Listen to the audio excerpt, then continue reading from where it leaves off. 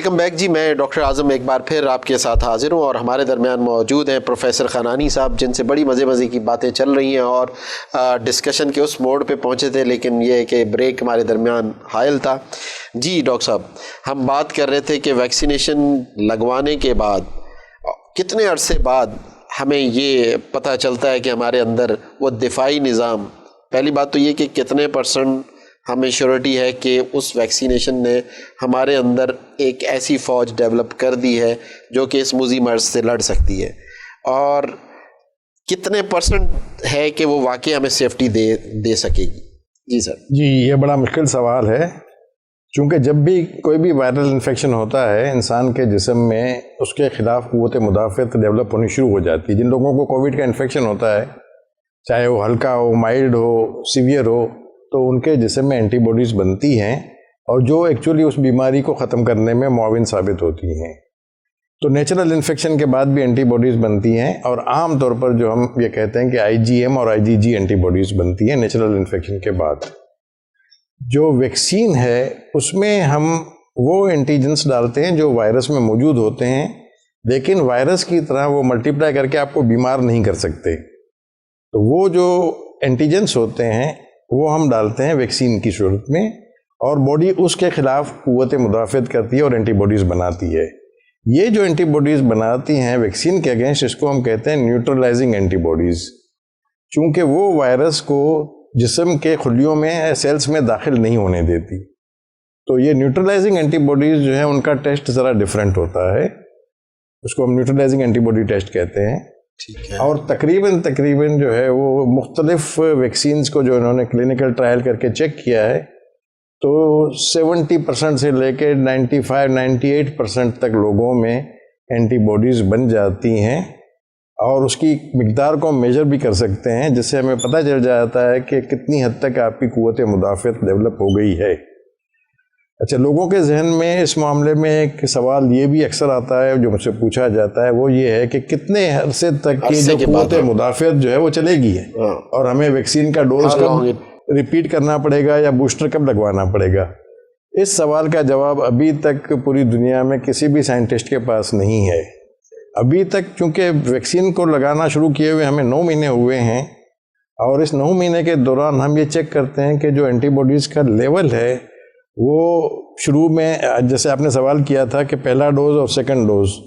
پہلا ڈوز لگانے کے تقریباً 3 ہفتے کے بعد جو ہے وہ اینٹی باڈیز جو ہے وہ ایک اچھے لیول پر بننا شروع ہوتی ہیں، اور جو دوسرا ڈوز لگ جاتا ہے اس کے 2 ہفتے کے بعد وہ اپنے میکسیمم لیول پر پہنچتی ہیں.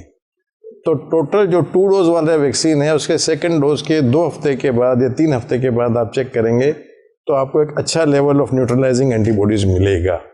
لیکن اس کے بعد رفتہ جو ہے نا وہ اینٹی باڈیز کا لیول کم ہونا شروع ہوتا ہے، جس کو ہم میجر کرتے ہیں ہاف لائف سے. اس کو ہم کہتے ہیں half life of antibodies in your body. یہ ہاف لائف جو ہم نے ابھی تک دیکھی ہے وہ 250 ڈیز، تقریباً 8 مہینے کی ہے half life of antibodies in the body. یعنی ایک بندہ جس نے وہ ویکسینیشن لگوا لی ہے تو 8 مہینے تک اس کی باڈی کے اندر جو ہے اینٹی باڈیز بنی رہیں گی. جو نہیں، باڈی اینٹی باڈیز کا تو ہمارے لیے تخمینہ یہ ہے کہ تقریباً 10 سال تک چلیں گی. اچھا، لیکن پروٹیکشن کی بات کر رہا ہوں. نہیں، 8 مہینے تک تو جو ہے نا اس کا لیول جو ہے نا میجرمنٹ جو ہے نا 50% کم ہوگا، اس کے بعد مزید آہستہ آہستہ اور کم ہوگا. ہاف لائف جو ہے نا اس کو ہم کیلکولیٹ کرتے رہتے ہیں، چونکہ اس بیماری کو ابھی اتنا عرصے نہیں ہوئے اور ان ویکسین کو بھی ٹرائل کرتے ہوئے ہمیں اتنا عرصہ نہیں ہوا. تو ہم جو میزلس کی ویکسین کے اوپر جو تحقیق ہے اس کے تحت اگر ہم دیکھتے ہیں تو ان اینٹی باڈیز تقریباً 10 سال تک چلتی ہیں.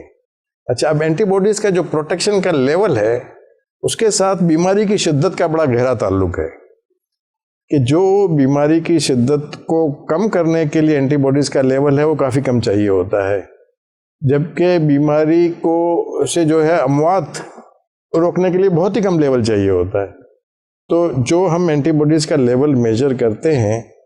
کہ ہمیں سمپٹومیٹک ڈیزیز نہ ہو تو وہ لیول تھوڑا زیادہ ہوتا ہے. بالکل انفیکشن نہ ہو تو اس کے لیے اور زیادہ لیول چاہیے ہوتا ہے. لیکن اگر سیویئر ڈیزیز نہ ہو اور ہاسپٹلائزیشن کی ضرورت نہ ہو تو اس کے لیے ایون بہت کم لیول آف اگر اینٹی باڈیز بھی ہوتا ہے تو انسان کے جسم میں اتنی قوت مدافعت ہوتی ہے کہ شدید بیماری نہیں ہوتی, ہاسپٹلائزیشن کی ضرورت نہیں پڑتی اور اموات واقع نہیں ہوتی. تو امید یہ ہے کہ اتنا پروٹیکشن جو ہے وہ 2 سال سے لے کے 10 سال تک رہے گا, لیکن یہ وقت ثابت کرے گا کہ کتنی اینٹی باڈیز کے لیول کے اوپر آپ کا کتنا پروٹیکشن چل رہا ہے. اچھا سر, جس نے ویکسینیشن کرا لی, دونوں ڈوز کرا لیے, اب آپ کا کہنا یہ ہے کہ اگر چائنیز جو ویکسینس ہیں وہ 3 آئی تھی پاکستان میں اور تینوں موجود ہیں اس وقت, جی ہاں, 2 ویکسین جو ہے اس کے 2 ڈوز لگ رہے ہیں اور 1 ویکسین جو ہے اس کا 1 ڈوز لگ رہا ہے, سائنو فرام, اور دوسری اپنے سائنو ویک کے اس کا 2 ڈوز 21 دن کے گیپ سے لگ رہا ہے, اور تھرڈ جو آپ نے بتائی ہے کینسینو بایو, اس کی پاکستان میں بننی شروع ہو گئی ہے. اچھا, یہ جو ابھی بیچ میں ہمارے پاکستان میں جو بات اس پہ چلی اور پاکستانی سائنسدانوں نے اور چائنا کے اشتراک سے مل کے جو بنائی گئی,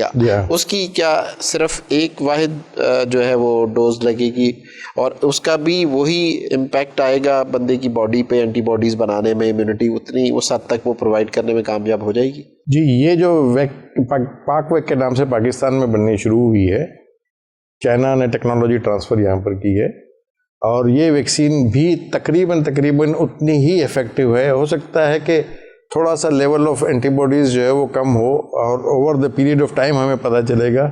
کہ کیا کمپیریزن آتا ہے, لیکن اس کے ریزلٹس بہت اچھے آئے ہیں, اور پاکستان کے جتنے بھی بڑے معتبر ہاسپٹلس ہیں ان میں ان کا کلینکل ٹرائل ہوا ہے اور ان کے ریزلٹس کافی اچھے ہیں. اچھا, تو یعنی کہ وہ ویکسین اگر کسی کو لگ رہی ہے تو یہ نہیں کہ یہ کہہ کے منع کر دے جی ہم نے یہاں بنی ہے تو پتہ نہیں کیا,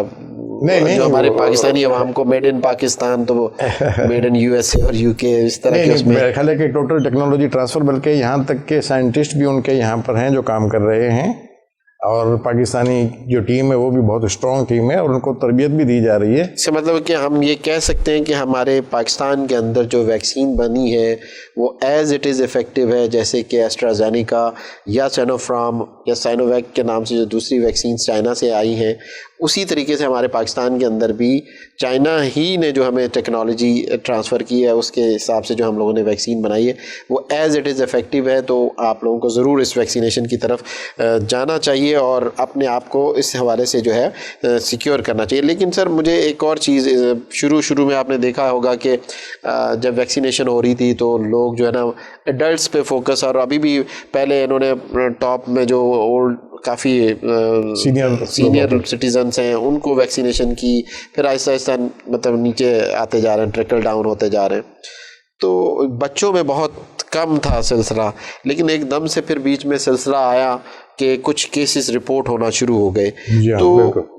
بچوں کی امیونٹی کے حوالے سے آپ سر کیا کہتے ہیں, اور اس ویکسینیشن کا بچوں کے اوپر کیا امپیکٹ ہے؟ دیکھیں, اس میں جو ہے دراصل جو سینئر جو ہم پبلک ہیلتھ میں ویکسینیشن کر رہے ہوتے ہیں تو ہمارے 2 آبجیکٹیوز ہوتے ہیں.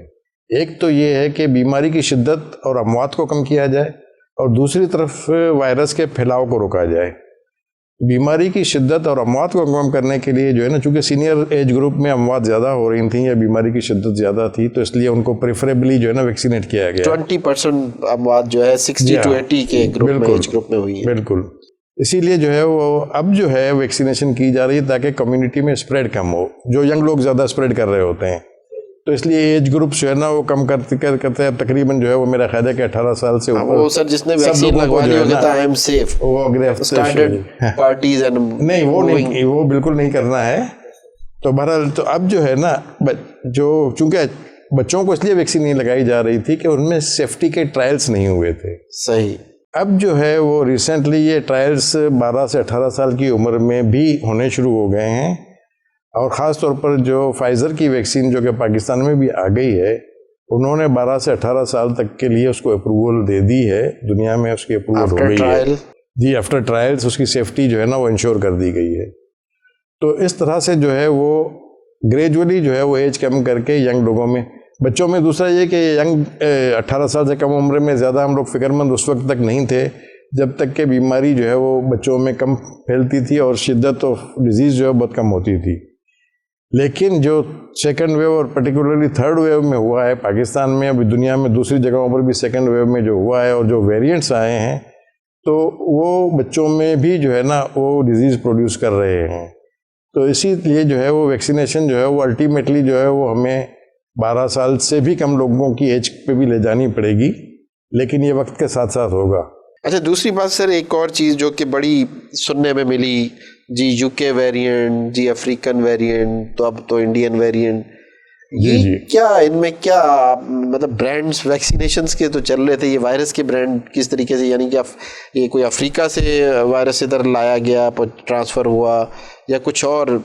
اس میں، اور ان میں کیا یہ جو ڈفرینٹ طرح کے ویریئنٹس آئے ہیں اس کی شدت یہ جو ہے ہیومن لائف کے اوپر وہ کس طریقے سے آپ میئر کرتے ہیں کہ کس ویریئنٹ نے زیادہ جو ہے نا متاثر کیا ہے پوری دنیا کو، یا ہمارے ملک پاکستان کے اندر کتنے طرح کے ویریئنٹ اس وقت پائے جا رہے ہیں؟ دیکھیں جتنے بھی وائرسز ہیں، خاص طور پر جو RNA وائرسز کہلاتے ہیں نا، ان میں ایک قسم کی صلاحیت موجود ہوتی ہے کہ وہ اپنی حیت کو بدل لیں گے. تو وہ اپنے آپ کو چینج کر رہے ہوتے ہیں سرکمسٹانسز کے لحاظ سے، جس میں انوائرمنٹ بھی آ جاتی ہے، ایکسٹرنل بھی اور انٹرنل. جب انسان کے جسم میں وائرس داخل ہوتا ہے تو اس کے جسم کی جو قوت مدافعت ہوتی ہے وہ اس وائرس کو چینجز کر لے آتی ہے اس میں. تو اس طرح سے جو ہے، اور جو یہ ویریئنٹس کا جو سلسلہ ہے یہ تو پہلے دن سے ہی وائرسز میں ہوتا رہا ہے، لیکن کنسسٹنٹ ویریئنٹس ہوتے ہیں. ایک ہوتے ہیں ویریئنٹس آف انٹرسٹ اور دوسرے ہوتے ہیں ویریئنٹس آف کنسرن. تو یہ جو ویریئنٹس آ رہے ہیں زیادہ تر ویریئنٹس آف انٹرسٹ ہیں، اور اس کی وجہ سے ابھی تک ہم نے یہ دیکھا ہے کہ صرف اتنا فرق پڑا ہے کہ جو UK ویریئنٹ ہے اور جو ساؤتھ افریقن ویریئنٹ ہے، ان دونوں ویریئنٹس میں جو ڈیزیز کی ٹرانسمیسیبلٹی ہے، ایک شخص سے دوسرے شخص کو لگنے کی ٹرانسمیسیبلٹی، وہ تقریباً 70% زیادہ ہے جو چائنیز اوریجنل وکٹوریا وائرس کہلاتا تھا اس کے مقابلے میں. لیکن اچھا دوسرا یہ ہے کہ ڈیزیز کی سیویریٹی بھی اس میں تھوڑی زیادہ ہے، اور وہ ینگر ایج گروپ کو بھی زیادہ افیکٹ کر رہی ہے، اور فیمیلز میں بھی اس کی جو ڈیزیز پروڈیوسنگ کیپیسٹی ہے وہ زیادہ ہے. لیکن ویکسینز کی جو ایفیکیسی ہے وہ سب تمام جتنے بھی ویریئنٹ ابھی تک آئے ہیں اس میں تقریباً کنسسٹنٹلی چل رہی ہے کہ ویکسین جو ہے وہ ان سے روکنے میں مفید ہے. انڈین ویریئنٹس جو ہے چونکہ ابھی نیا آیا ہے تو ہمیں بہت زیادہ ہمارے پاس رپورٹس نہیں ہیں کہ انڈین ویریئنٹس جو ہے وہ کس طرح بیہیو کرے گا ٹرانسمیسیبلٹی کی وجہ سے، ڈیزیز پروڈکشن کی سیویریٹی کی وجہ سے، اور ویکسین کی ایفیکٹونیس کی وجہ سے. لیکن یہ وقت کے ساتھ ساتھ پروو ہو جائے گا. لیکن ابھی تک جتنی بھی اسٹڈیز ہوئی ہیں وہ یہ بتا رہی ہیں کہ ویکسین جو ہے وہ تمام ویریئنٹس کے اوپر افیکٹو ہے. مطلب یہ جو ڈفرینٹ جو ویریئنٹس ہیں، ایسٹرازینیکا ہے یا پھر چائنیز ویکسین ہے، وہ تمام ویریئنٹس میں لیٹ سپوز اگر ایک پیشنٹ کو جو ہے وہ افریقن ویریئنٹ جو ہے اس کی وجہ سے افیکٹ ہو گیا ہے، تو یہ جو ویکسینیشنز کا سلسلہ ہے کتنے عرصے کے بعد، لیٹ سپوز ایک بندہ افیکٹڈ ہو گیا ہے اس کو پھر کتنے عرصے کے بعد ویکسینیشن کرا لینی چاہیے؟ کیا اس کے خود کے اندر آفٹر اس ایکسپوز ہونے کی وجہ سے اینٹی باڈیز ڈیولپ نہیں ہوئی ہوں گی؟ اگر وہ سروائیول ہے، اس کا سروائیو کر جاتا ہے، تو آفٹر کتنے عرصے کے بعد اس کو جو ہے ویکسینیشن کرا لینی چاہیے؟ دیکھیں یہ جو ہے نا ابھی تک یہ دیکھا گیا ہے کہ جن لوگوں کو بیماری ہوتی ہے ان کا کہا جاتا ہے کہ 30 دن سے لے کے 90 دن تک جو ہے نا، کچھ جگہوں پر کچھ سائنٹسٹ کہتے ہیں کہ 30 دن کے بعد آپ ویکسینیٹ کروا سکتے ہیں، کچھ لوگ کہتے ہیں کہ 90 دن تک آپ ویٹ کر لیں، 90 دن کے بعد آپ ویکسینیٹ کروائیں. اب اس کا ڈیپینڈ یہ کر رہا ہوتا ہے کہ اگر آپ کو بہت ہی مائلڈ انفیکشن ہوا ہے تو آپ 30 دن کے بعد بھی کروا لیں ویکسینیشن، سیویئر ہوا ہے تھوڑا سا تو آپ 90 ڈیز کے بعد کروا لیں. کیونکہ یہ سوال بڑا گریجولی جو ہے وہ یہ ہو جائے گا کہ آپ پہلے چیک کر لیں گے نیوٹرلائزنگ اینٹی باڈیز کتنی بنی ہوئی ہیں. اگر نیوٹرلائزنگ اینٹی باڈیز زیادہ بنی ہوئی ہے تو آپ ویکسینیشن لیٹ کروا سکتے ہیں، ڈیلے کر سکتے ہیں ویکسینیشن کو. بہت سارے لوگ سر یہ سوال ذہن میں رکھ کے گھوم رہے ہیں کہ ہمیں تو کووڈ ہو گیا ہے تو وی آر سیف. ہاں، کووڈ سے جو سیفٹی ہے نا، ابھی تک ہمارا جو کیلکولیشن ہے وہ یہ ہے